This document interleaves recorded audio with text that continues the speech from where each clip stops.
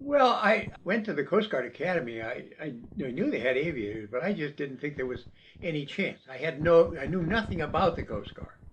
I knew nothing about what, after we got out of the academy, what the opportunities were. I just knew that in our day, we were supposed to be on board the ship.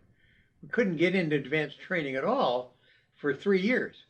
So you would be on board ship for 3 years, or in my case, I went 2 years on the ship, and then I was one of the third of the class that went to Lorraine Station.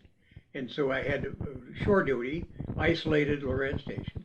And so, but even then, I didn't know what the opportunities in aviation were. Before I had Seiler and Bill Murphy in the class of 45, those two guys both went into flight training, and I knew them aboard ship.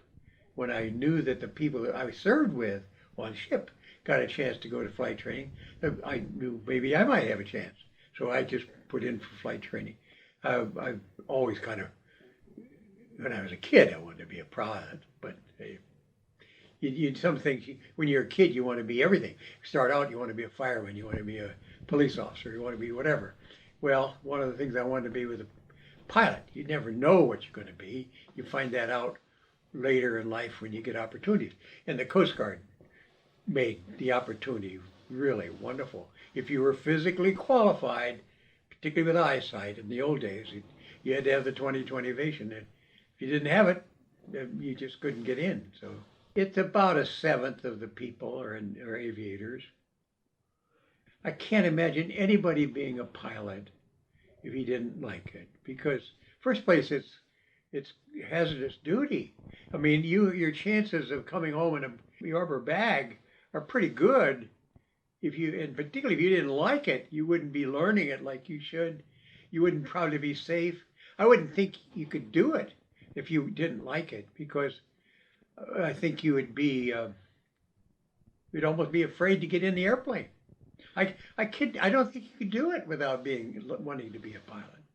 I know some cases where people had close calls or something, and then they just didn't. I didn't see them in the Coast Guard anymore, in Coast Guard aviation. So I think maybe we had some like that. I just don't. I don't know of any specific person landing on a carrier. If you were afraid of aviation, that's a good spot to be afraid. You know, you got a very short space of being correct. If you're not correct, you're allowed to get wet. You did a bunch of landing on ships. Yes. But it was in the lakes. Now those I landed on a couple of carriers, so either out of here, out of San Diego. No, not out of San Diego. I don't know. I really can't answer that. I don't know that. Well, the Great Lakes can get nasty too. Oh yeah. Oh yeah. So the boat doing this? Oh yeah. When you're trying to land? Yeah. But it's particularly Lake Superior, because Lake Superior is 300 miles long, and the wind is coming from the west. So it's got 300 miles to generate some pretty good sized swells, particularly in the eastern part of Lake Superior.